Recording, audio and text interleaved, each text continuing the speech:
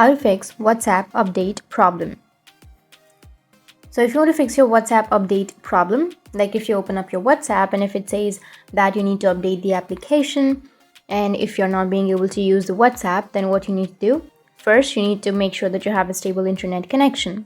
Once you have your internet connection, you need to open up your Play Store and go with search.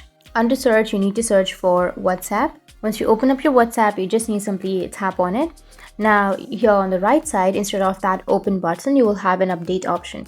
If you get a notification of WhatsApp update while you open up your WhatsApp, then it means you need to update the WhatsApp application. So to update, you need to open up the Play Store and then tap on update. In my case, I don't have any updates.